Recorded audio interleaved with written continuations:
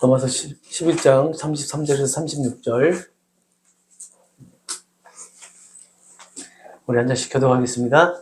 깊도다 하나님의 지혜와 지식의 풍성함이여 그의 판단은 헤아리지 못할 것이며 그의 길은 찾지 못할 것이로다. 누가 그의 마음을 알았느냐? 누가 그의 모사가 되었느냐? 누가 주께 먼저 드리려 갚으심을 받겠느냐? 이는 만물이 주에게서 나오고 주로 말미암고 주에게로 돌아감이라.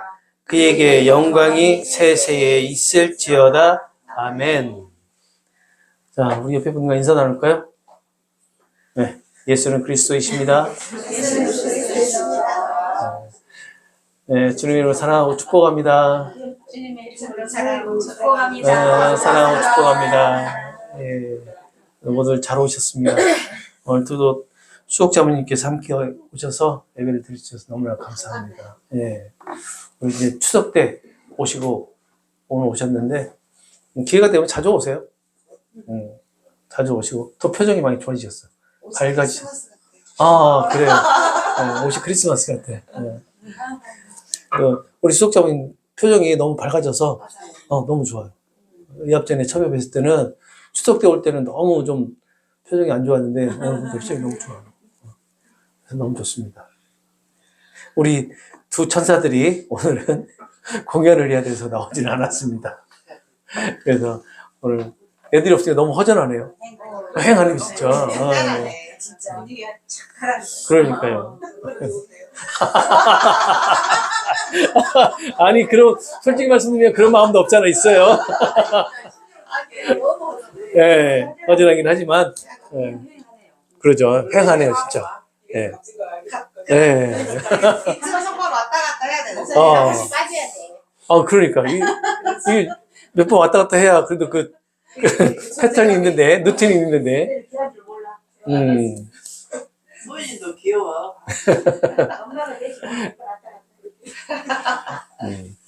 우리 이제 또 성경 자매님 둘째가 이제 100일이 지났고 좀 좁지만 그래도 이제 우리가 유아들이 놀 수 있는 공간을 좀 확보를 해서 나오면 앞에서부터 있어도 되니까 여기 저는 뭐 그런 거 신경 안 쓰고 설교하니까. 근데 100일 갖고 왔어. 네, 베이떡도 가져왔어요 오늘 베이떡도 가져와서.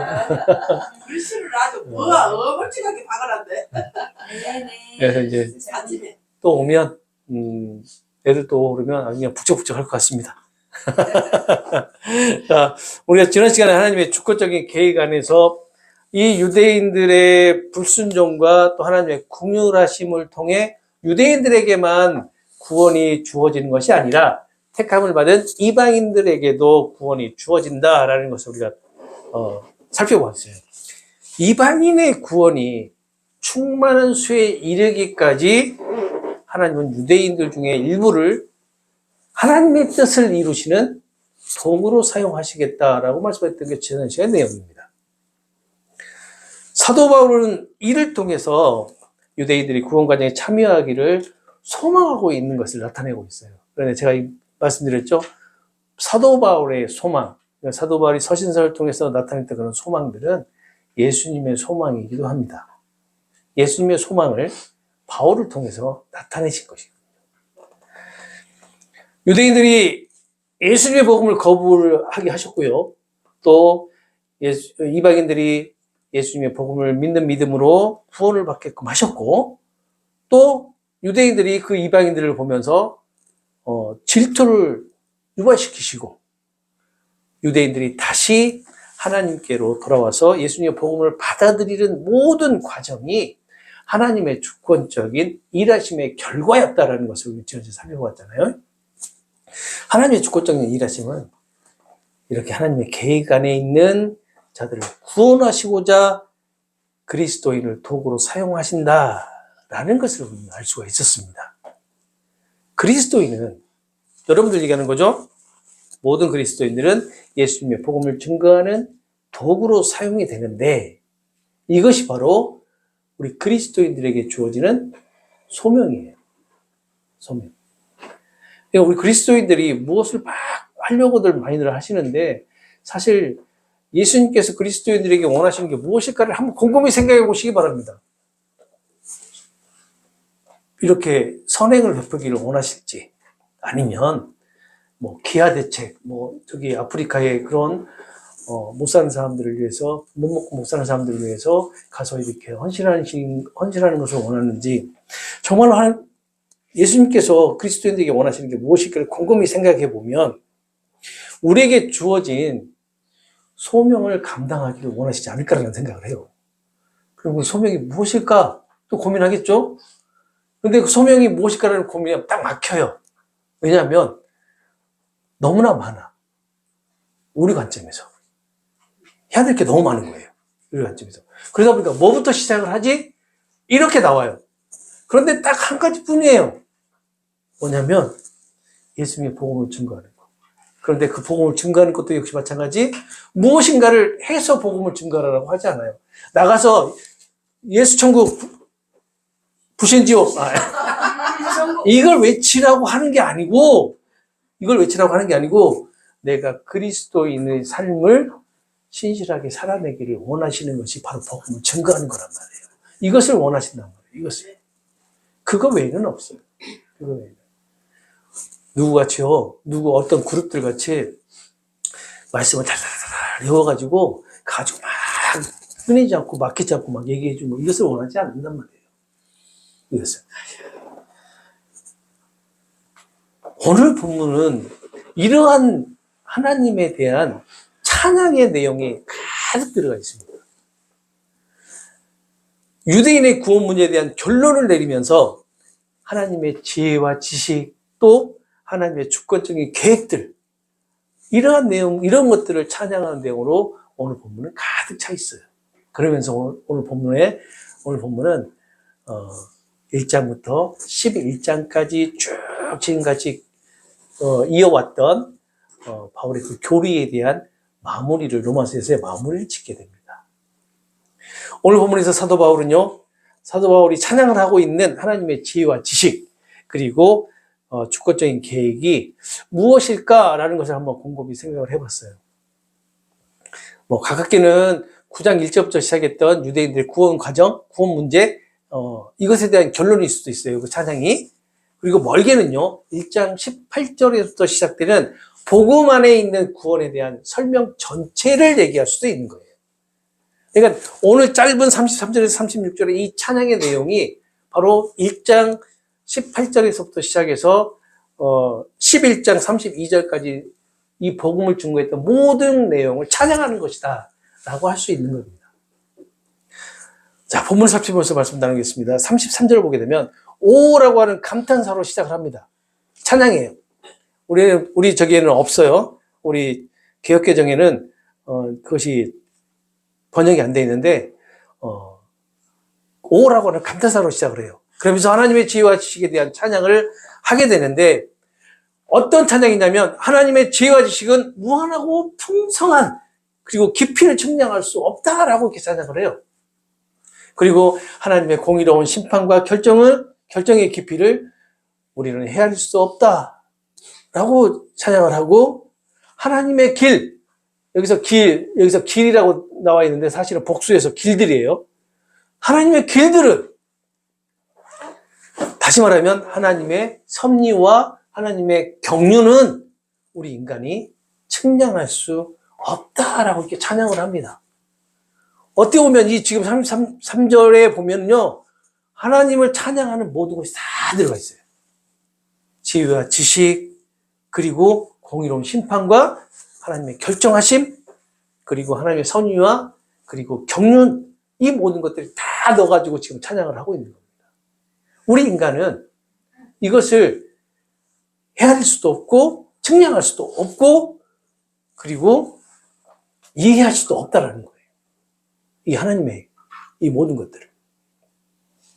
하나님의 지혜나 지식의 깊이를 감히 측량할 수 없고, 또 하나님의 지혜와 지식을 풍성함을 우리가 측량할 수 없다라고 말하면서, 그 다음에 이어지는 말이 하나님의 판단을 헤아리지 못한다. 다시 말하면 하나님의 공의로운 심판, 하나님의 결정을 우리 인간이 헤아리지 못한다 라고 얘기를 한단 말이에요. 이것이 무슨 의미냐? 하나님의 계획과 심판을 인간의 지혜와 지식 그리고 이성으로는 이해할 수 없다라는 거예요. 자, 우리가 간단히 생각해 볼게요. 우리가 구원을 받는 것이 이해가 돼요? 저는 이해 안 돼요, 지금도. 솔직히 저는 이해가 안 돼요, 지금도. 내가 왜 구원을 받아야 되지? 가끔은요, 이런 경우도 있습니다. 날 좀 놔줬으면 좋겠다.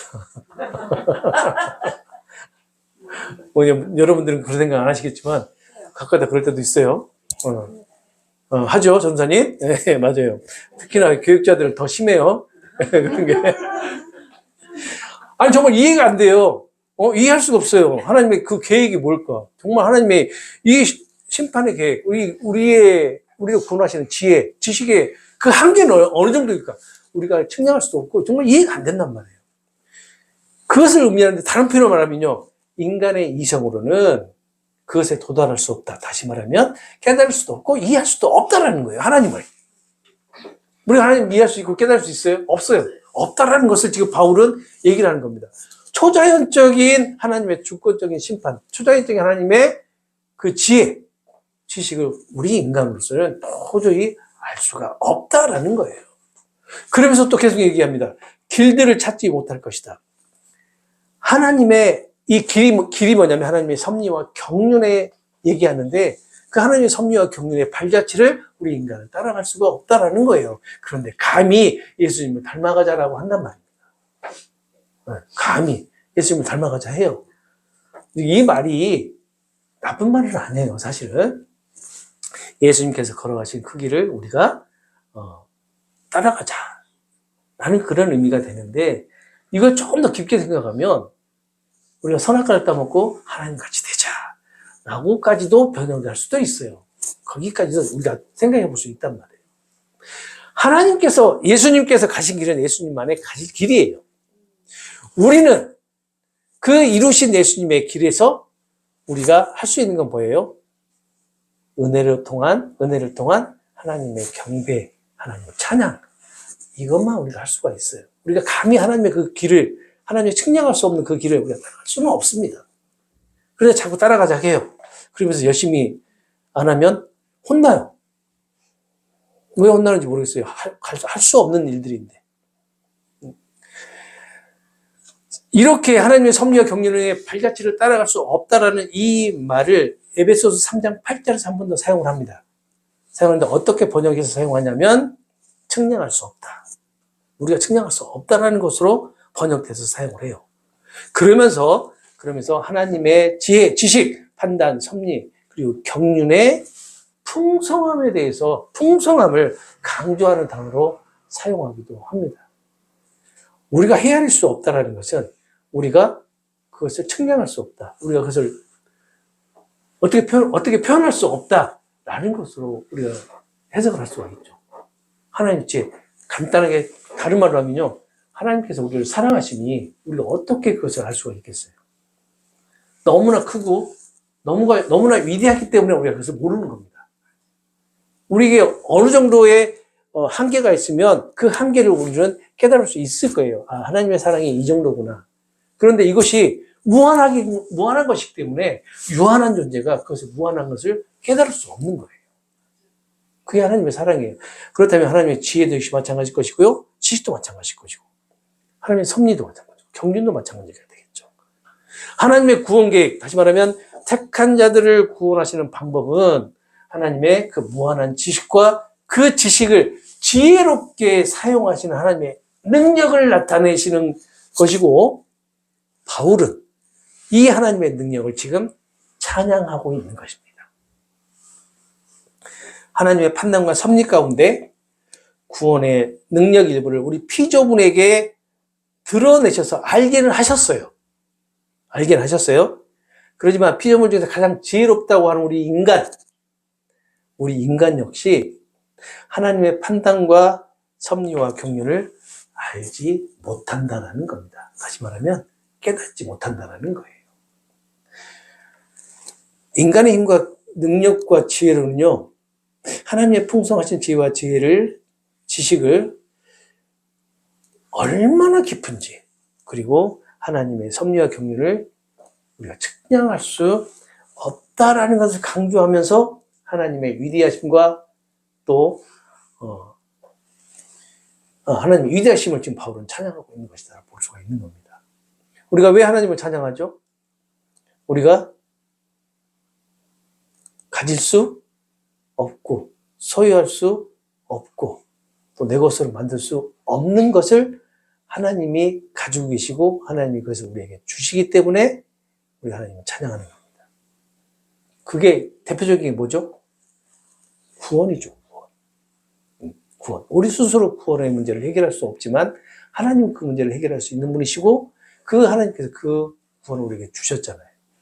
그래서 우리가 하나님을 찬양하는 거죠. 하나님을 경배하는 겁니다. 사도 바울이 유대인의 구원에 대한 그 논리를 마무리를 하면서 이렇게 찬양하는 이유가 무엇일까? 하나님같이 되고자 선악과를 따먹은 이후에 그 아담의 허리에서 나오는 모든 인간은 하나님을 이해하는 지식과 지혜가 한계가 있는 존재가 되어버렸어요. 그러면 선악과를 따먹기 이전에는요, 하나님과 공유하는 삶을 살았죠. 하나님과 같이 거닐었고 하나님과 모든 것을 함께 나누는 그러한 삶을 살았어요. 아담은.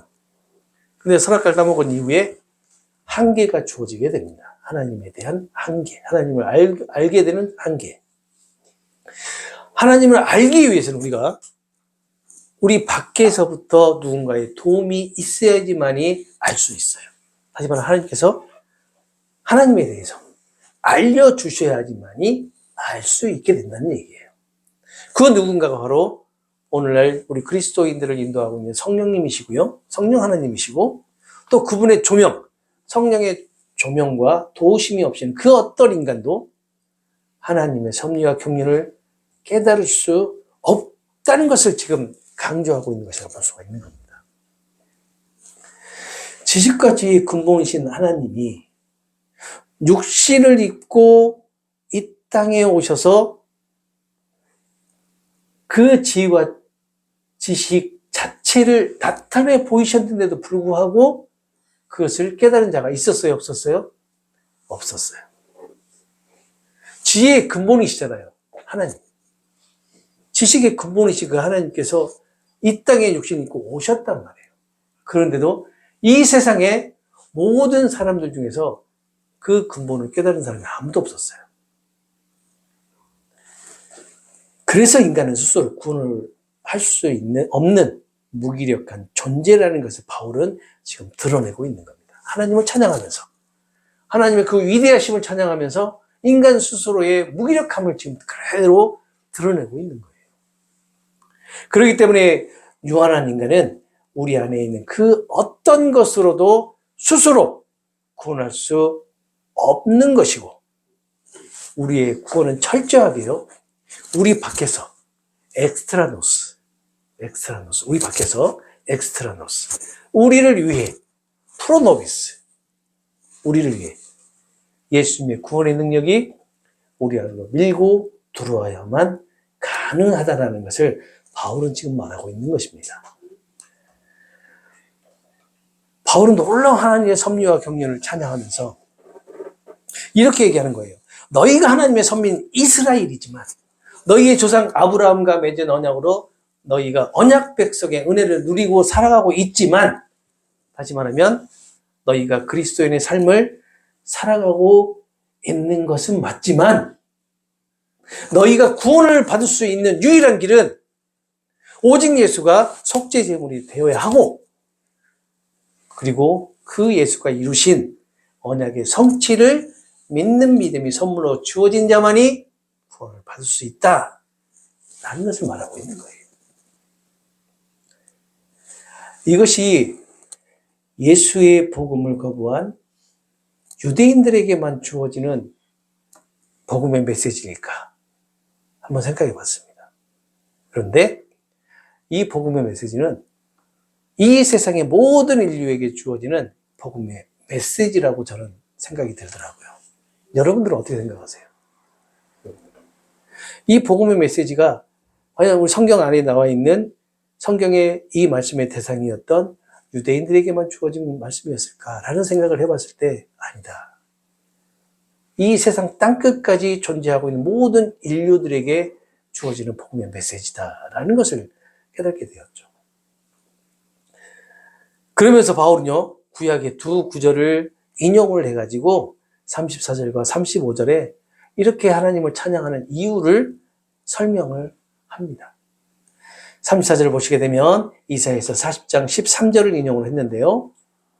누가 주님의 마음, 34절에 누가 주의 마음을 알겠느냐, 누가 그의 모사가 되었느냐라고 이렇게 얘기를 하는데, 이걸 좀 더 쉽게 얘기하면 누가 주님의 마음, 주님의 생각을 알겠습니까? 라는 그런 얘기예요. 여기서 보면 누가라고 나오죠. 누가가 의문사예요, 의문사. 그래서 아니 과연 누가 하나님의 마음과 생각을 알겠느냐라는 거예요.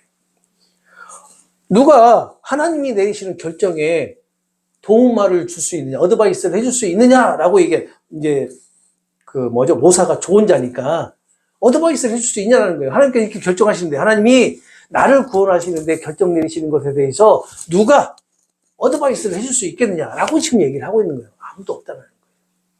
하나님의 그 주권적인 하나님의 그 지혜, 하나님의 그 넓으신, 크신 그 지식이 이 모든 것들을 다 이루었다는 것을 지금 찬양하고 있는 거거든요. 찬양하는 이유를 얘기하고 있는 거거든요. 하나님의 지혜와 계획을 인간 스스로 완전히 이해할 수 없다라는 것을 지금 말하고 있는 거예요. 하나님의 계획은 인간이 조언이나 간섭 없이 주권적으로 일하신다라는 것을 지금 나타내고 있는 겁니다. 사실 유한한 인간이 하나님을 안다라는 것은 어떤 의미일까? 하나님을 안다. 우리가 하나님을 안다라고 많이 표현을 하잖아요. 호세아서에도 하나님을 알자, 힘껏 하나님을 알자라고 얘기를 한단 말이에요. 그러면 하나님을 안다라는 건 어떤 의미일까? 과연 하나님을 아는 것이 우리 어느 범위까지 알 수가 있는 것일까? 이런 걸 생각해 봤어요. 과연 뭘까요? 이것을 좀 더, 이거에 대한 답이 어떻게 보면 하나님께서 보여주시는 것만 우리가 알 수 있지 않을까? 이걸 좀 더 신학적으로 표현을 해보면 하나님께서 자신을 낮추어서 인간에게 계시하신 것에 대해서만 알 수 있다라는 겁니다. 다시 말하면 하나님이 자신을 낮추신 게 뭐예요? 성육신.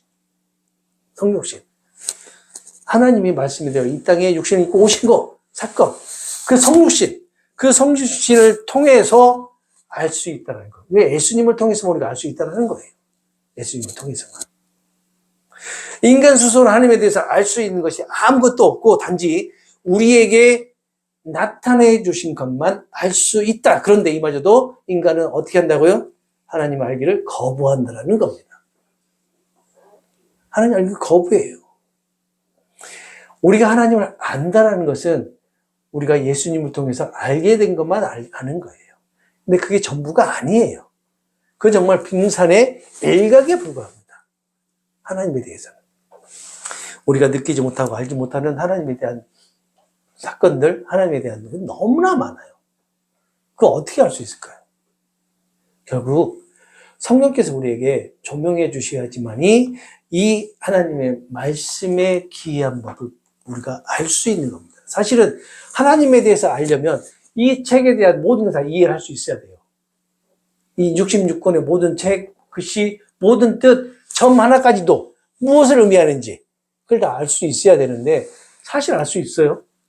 없어요. 신학자라기도 모릅니다. 몰라요. 칼빈학에서 하나님을 다 알았을까요? 아니요, 몰랐어요. 어거스틴도 마찬가지예요. 아무도 하나님에 대해서 전부 다 몰라요. 그렇지만 하나님께서 우리에게 알리고자 하실 때 반드시 성령을 통해서 우리에게 조명해 주신다는 거죠. 그것을 통해서 우리가 하나님을 알게 되는 겁니다. 하나씩. 그런데 그 하나님에 대한 이 많은 지식과 지혜들이 우리에게 들어오게 되면 어떻게 될까요? 우리가 과부하가 걸려요. 폭발해 버립니다. 은혜가. 그래서 잊게 하시는 겁니다. 그래서 잊게 하시는 거예요. 그리고 다시 또 새롭게 똑같은 말을 다시 보면 또 새로운 거예요. 제가 솔직히 고백하면요. 제가 이렇게 설교 준비해서 설교를 하잖아요. 화요일쯤에 돼서 아내가 갖고 한 번씩 물어봐요. 저도 기억이 안 날 때 있어요. 모르겠어요. 다시 봐야 돼요. 본 거를. 아, 이랬지. 그 블로그 쓴다고, 내용 쓴다고 뭐 물어보면 기억이 안 나요. 내가 그만했어. 그럴 때도 있습니다. 근데 저는 그게 너무 고마워요. 왜냐면 그 대목을 다시 보잖아요. 새로운 게 보여요.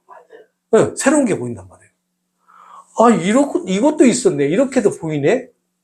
이게 은혜가 아니면 어떻게 하나님 말씀을, 이게 성령께서 조명해 주시지 않으면 어떻게 하나님 말씀을 우리가 알고 또 이해할 수 있겠냐고. 네. 그래서 감사하게도 교만해지지 않는 겁니다. 누가 물어보면 저 몰라요 라고 얘기할 수 있는 것이 그래서 가능한 거예요. 그런데 얘기를 하다 보면 생각이 나요. 그러다 보면 또 다시 또 얘기를 하게 되고. 그래서 너무 감사한 것 같아요. 네. 그리고 35절에 보게 되면 욥기서 41장 11절을 인용해서 또 하나님께 먼저 드렸으니 하나님이 갚아주셔야 한다라고 말할 사람이 누구냐라고 얘기를 한단 말이에요. 35절 보게 되면 이렇게 얘기하죠. 누가 주께 먼저 드려서 갚으심을 받겠느냐. 내가 하나님께 먼저 뭔가를 드렸으니까 하나님께서 반드시 나에게 받은 만큼 다시 돌려주셔야 된다라는 그런 의미로 해석이 가능해요. 이 말은 인간 어느 누구도 하나님께 드린 적이 없다라는 것을 얘기를 하는 겁니다. 여러분 중에서 하나님께 드린 거 있으세요? 있죠? 왜 없어요? 헌금도 드렸고요. 네? 보세요. 많이 드렸어요. 시간도 드렸고요.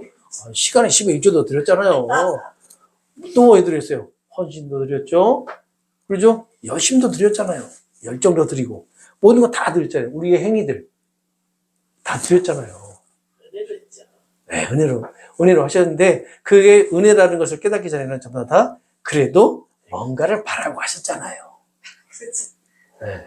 저도 마찬가지였어요. 예, 말씀드렸잖아요. 저 금요일날 철야기도 하고, 그 다음날 새벽 3시까지 기도하고 그랬다고, 저도. 하나님은 인간 누구에게도 갚을 것이 없어요, 사실은. 그러죠? 받은 것도 없고요. 하나님께서 갚을 것도 없어요, 사실은. 인간이 하나님께 무엇을 드린다. 그리고 그 대가로 하나님의 축복을 받는다라는 그런 생각이 잘못된 생각입니다. 이해가 되세요? 네. 우리가 하나님께 뭔가를 드리고 하나님으로부터 무엇인가 축복을 받는다. 이것은 정말 잘못된 생각이에요. 네. 이런 생각 하시면 안 됩니다. 그러나 인간 중에서 유일하게 하나님께 온전히 무엇인가를 드리고 또 하나님께 받은 한 분이 계세요. 지금 예배 시간이요. 그분이 누굴까요? 그렇죠. 그분이 예수님이에요. 그러면 예수님이라고 대답을 했는데 계속해서 대답해 보세요. 예수님은 무엇을 드렸나요? 하나님께. 그렇죠. 자신이 뭘 드렸어요? 생명을 드렸어요. 생명을. 그러면 예수님이 하나님께 자신의 생명을 드리시고 무엇을 받았나요? 역시 전도사님. 못 들었어요. 더 크게 해주세요. 그렇죠. 네. 죄인들의 생명과 또 한 가지, 부활. 이것을 받았잖아요. 이것을. 유일하게, 인간 중에서, 육신을 입고 있는 자들 중에서 유일하게 하나님께 무엇인가 드리고 받은 것이 바로 예수님의 생명. 그리고 우리의 새 생명과 그리고 부활을 받아가지고 오신 거예요. 예수님께서. 예수님을 믿는 믿음이 성령이 동호식으로 선물로 주어진 자들에게 새 생명과 그리고 또 부활의 은혜를 줄 수 있게끔 받아갖고 오신 겁니다. 참 예수님께서 가만 보면 딜을 잘 하신 것 같아요. 왜냐면 한 생명을 주고 모든 인류를 살릴 수 있는 생명을 받아갖고 오셨잖아요. 딜의 천재세요. 그렇죠? 예수님을 닮아가지 않을까 봐요. 그럴까요? 그리고 또 한 가지, 예수의 이름을 부르는 자들은 구원하시겠다라고 하는 창세적 언약을 성취하심을 받아갖고 오셨어요. 예수님께서. 이처럼 하나님은요, 예수님의 것만 아무 조건 없이 받으신다라고 저는 해석을 했는데, 이게 무엇입니까요? 전사님? 하나님은 예수님의 것만 받습니다. 이 해석이 무엇일까요? 만약에 예수님의 속한 것만 하나님께서 기쁘게 받으신다라는 것이 무엇이니 아니라면 예수님께 속한 것이 무엇일까? 예수님께 속한 것. 한 번도 생각 안 해보셨죠? 예수님께 속한 것이 무엇일까? 저는 이렇게 해석을 했거든요. 예수님께 속한 것이란 그리스도인 자체를 얘기한다. 성도 자체를 말하는 것이 아닐까. 그러니까 예수님께 속한 것이 성도 자체이지 우리 성도가 무엇인가를 드려지는 것을 받는 것은 아닐 것이다. 성도들이 그리스도인들이 소유하고 있는 것을 말하는 것은 아닐 것이다 라는 생각을 했다는 얘기예요. 그러니까 우리가 드려지는 거, 예배 대표적인 거죠. 헌금, 그리고 뭐 선행, 봉사, 이러한 것들이 하나님께서 받으시는 것들일까? 이것이 예수님께 속한 것들일까? 만약에 예수님께 속한 것이 성도 자체라면 이것은 우리가 드려지는 것이 아니라 우리가 구원을 받아서 은혜를 입은 자들에게 나타나는 하나의 결정적인 모습이 아닐까. 예배하는 모습. 예, 그렇죠? 뭐 선행도 하고요. 왜요? 왜 선행을 해요? 그리스도를 증거하기 위해서. 네. 그리고 봉사 같은 경우도 내가 그 은혜에 감사함에 성령에 이끌려서 하는 것이지 내가 이것을 해서 하나님께 드리려고 하는 것이 아니다라는 그런 의미가 되겠죠. 우리가 소유하고 있는 것 중에 대표적인 게 뭐죠? 돈 얘기는 그만하시고 우리가 소유하고 있는 거 그보다 명예, 자존심. 다 맞아요. 근데 우리가 또 소유하고 있는 것 중에 하나가 뭐냐면요. 소유하고 있다라고 착각하고 있는 게 뭐냐면 믿음이에요. 믿음. 그 믿음이 어떻게 주어졌어요? 예수님의 생명으로 우리에게 선물로 주어졌잖아요. 그렇죠. 그런데 그것을, 네. 근데 그것을 어떻게 얘기해요? 내 걸로 생각을 하는 분들이 있어요. 그러다 보니까 이 믿음을 하나님께 드리는 것으로 생각을 한단 말이에요. 과연 그것을 받으실까? 죄악으로 가득한 우리의 믿음을, 이게 만약에 믿음이 올 거라면, 우리의 그 믿음을 하나님께서 받으실까? 거룩하신 분께서. 안 받으시죠. 그렇지. 맞아요. 네. 그렇잖아요. 그런데 우리는 그렇게 생각을 하고 있어요. 왜? 그래서 그리스도인이 무엇인가를 하나님께 드리고 그 대가를 받는다라는 것은 있을 수가 있어요? 없어요? 없어요. 네, 있을 수가 없어요.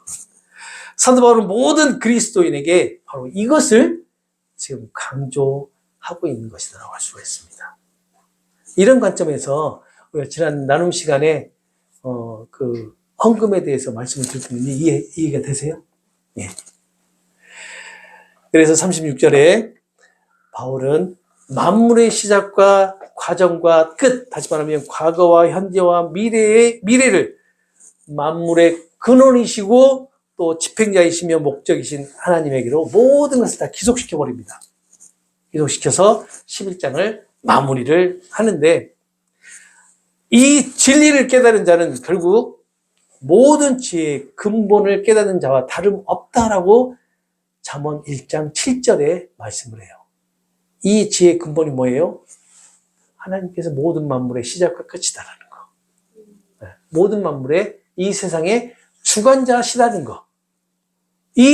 이것이 바로 지혜의 근본이다라는 겁니다. 이것이. 36절을 보시게 되면 이렇게 말씀을 하죠. 이는 만물이 주에게서 나오고 주로 말미암고 주에게로 돌아갑니다. 그의 영광이 세세히 있을지어다 라고 얘기를 합니다. 이 모든 것들이 그분에게서부터 시작이 되고 또 그분을 통해서 그분께로 돌아가니 영광이 그분에게 영원히 계시다라는 이 말씀의 문구는요. 초대교회 예배의 그 의식문에 쓰여졌던 구절이에요. 그러니까 우리가 교동문이나 이렇게 막 하잖아요. 근데 지금 우리는 안 하지만 교동문 같은 그러한 역할을 했던 문구이기도 합니다. 예배 시작 전에. 예배의 의식적인 그러한 문구로 사용됐던 그런 문구이기도 해요. 여기 안에는요. 그냥 단순하게 하나님의 그 주관자이심을 나타내는 것이 아니라 삼위일체 하나님에 대한 찬양과 귀하고 높으심을 그대로 나타내고 있는 거예요. 이 문구가요. 하나님은 만물의 첫 번째고 근원이시고 최종적인 근원이시다라는 이 말은 하나님은 처음과 시작이다. 시작과 끝이다. 라는 것을 얘기하는 거죠. 이 심오한 하나님의 섭리를 인간이 찾을 수 없다. 발자취를 따라갈 수 없다라고 33절에 말을 하죠. 그리고 이 섭리를 인간의 지식과 지혜 그리고 인간이 드림으로 넘어설 수 없다. 넘어설 수 없다라는 것은 이해할 수 없고 깨달을 수 없다라고 34절과 35절에 말씀을 합니다. 그리고 그에게 나오고 그러고 말미암은 만물은 그를 위해서 그의 영광을 위해 존재한다. 라고 얘기를 하고 그러고 난 다음에 그에게 영광이 세세에 있을지어다. 아멘 하면서 넘어서의 그 길고 긴 1장부터 11장까지의 교리 부분을 마무리를 하는데 오늘 찬양의 핵심이 바로 이 36절에 있습니다. 모든 것이 그에게서부터 나오고 그로 말미암고 그리고 그의 영광을 위해 존재한다 라는 거죠. 여기서 그는 누구일까요? 여러분도 잘 아시죠? 바로 하나님이십니다. 예수님이십니다.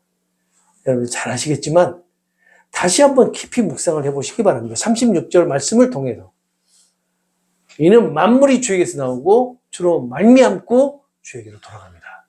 그래서 그에게 영광이 영원히 있을지어다 라고 하는 이 말씀을 통해서 깊은 묵상을 해보시기 바랍니다. 과연 우리에게서 나올 수 있는 게 무엇이 있을까? 36절에 말씀하시죠? 하나도 없답니다. 다 하나님께로부터 나오고요. 다 하나님께로 다 영광으로 돌려지게 되고 다 하나님께서 마무리까지 다 하신답니다. 그러니 제발 동분서주 하지 마십시오. 무엇을 하기 위해서 동분서주 하지 마시고 그 은혜를 누리시기 바랍니다. 하나님은 하나님 자신을 위해서 존재하시는 분이십니다. 인정되십니까? 만약에 인정이 안 되신다면요. 하나님이 인간을 위해 존재하는 것으로 착각하고 있는 것이기 때문에 그렇게 인정이 안 되는 거예요. 하나님은 피조물인 우리를 위해서 존재하시는 분이 아니라 피조물인 우리가 하나님의 영광의 도구로 존재하고 있다는 사실이 인정이 되셔야 됩니다. 인정되십니까? 우리 몸짓 하나, 우리 말 한마디, 그리고 우리의 손짓 하나하나가 하나님의 영광의 도구로 사용되고 있다 라고 생각이 든다면 이 세상 막 살 수 있겠어요? 그렇죠? 네, 그런다니까요. 이게 하나님의 영광이에요. 이게. 정말 있잖아요. 내가 말 한마디 하는 거, 내가 우리 교인들뿐만 아니라 우리가 일하는 일터라든지 아니 우리가 모이는 뭐 공동체라든지 그런 곳에서 나의 몸짓 하나, 나의 말투 하나, 그리고 나의 행동 하나하나가 하나님의 영광을 나타내는데도 불구하고 그렇게 악한 말, 악한 언행, 악한 행동을 할 수 있겠냐는 겁니다. 아마 이것을 깨달으면 못하지 않을까요? 스스로 이게 저는 행위라고는 보지 않습니다. 스스로 조심하잖아요. 스스로. 예. 이것이 우리가 흔히 얘기하는 교회에서 흔히 얘기하는 본이 되는 것이 아닌가. 본이. 물론 본이 된다는 것이 서로 넘어지지 않고 쓰러지지 않게끔 서로 이렇게 지지대를 세워주는 거, 서로 또 어깨를 내어주는 것이 본이 되는 것이긴 하지만 또 다르게 생각해 보면 그것이 우리가 그리스도인들의 본을 보여주는 것이 아닌가라는 그런 생각을 좀 해보기도 합니다. 하나님을 나의 유익을 위한 도구로 삼지 말고 나의 신앙을 합리화시키기 위한 도구로 삼지 말라라고 지금 바울은 권면하고 있는 것이 아닐까요? 이 말을 통해서 많은 그리스도인들이 하나님을 자신의 유익을 위해서 존재하는 도구로 그리고 신실하지 못한 자신의 그 신앙을 합리화시키기 위한 도구로 사용하고 있다는 그런 의미이기도 하겠죠. 유대인들이 그랬잖아요. 유대인들이 하나님을 도구로 사용해서 어떻게 했어요? 할례를 권장을 하고 그리고 또 율법을 권장을 했잖아요. 그하고 똑같이 우리도 그러고 있다는 겁니다. 그리스도인데 하나님의 사랑을 받는 이유가 무엇일까? 그것은 언약에 신실하신 하나님의 은혜가 아니면 달리 설명할 수 있는 것이 아무것도 없어요. 그리스도인의 삶이 하나님께 영광이 된다는 것을 꼭 잊지 말고 하루하루에 주어진 삶을 살아가시기 바랍니다. 하나님은 모든 것의 기원이십니다. 그리고 능력이십니다. 모든 존재의 목적과 결과인 창조주이라는 사실을 우리는 꼭 기억해야 됩니다. 죄와 죽음 그리고 망까지 모든 이 세상을 회복시키시고 죄인들을 돌이켜 자녀가 되게 하셨다라는 것도 기억하시기 바랍니다. 바울은 이런 하나님을 찬양하고 있는 것이었고요. 그리고 사람을 향한 창조전 그 계획을 신실하게 이루어가고 종국에는 완성을 하실 것을 모든 만물에 하나님의 뜻이 가득하게 하실 것을 지금 오늘 본문을 통해서 나타내고 있는 겁니다. 하나님의 영광이 모든 만물에 가득하다는 것은 하나님 나라가 완성이 되는 그런 시점을 얘기할 수도 있습니다. 그 하나님 나라가 완성이 되는 시점에 여러분과 저와 그곳에서 하나님을 찬양하고 있지 않을까요? 이것이 바로 바울이 예수님을 깨닫게 되면서 하나님을 찬양했던 그런 내용이기도 합니다. 감히 우리가 할 수 있는 그런 찬양은 아니죠. 하나님을 깨닫고 진정 하나님을 깨닫고 예수님을 알게 되었을 때 할 수 있는 찬양이 아닐까 생각을 해봅니다. 성령의 도우심으로 우리도 이것을 깨닫게 된다면 우리 이제 정충 집사님께서 잘 하시는 거 있어요. 그게 뭐냐면 우리 가슴속 깊은 곳에서 끓어오르고 솟아오르는 하나님에 대한 찬양입니다. 이것이 내가 하고자 했던 것이 아니라 누가 하는 거예요? 우리 안에 계신 성령께서 우리의 폭발시키시는 거예요. 그래서 우리 입술을 통해서 찬양이 나오게끔 하시는 겁니다. 과연 이러한 것들이 우리가 알고 있는 지식으로 하나님에 대한 그냥 단순한 우리의 지식으로 이렇게 할 수 있을까? 그 지식으로 우리가 감동을 받을 수 있을까? 전혀 그렇지 않습니다. 성령께서 우리 안에 계시면서 우리에게 조명해 주시고 이 하나님의 말씀의 귀한 법을 우리가 깨달을 수 있게끔 해주셔야지만이 우리의 내면에서 폭발할 수 있는 거예요. 이 폭발이 우리 삶에서 자주 있기를 원합니다. 우리 이 시간 이렇게 기도할까요?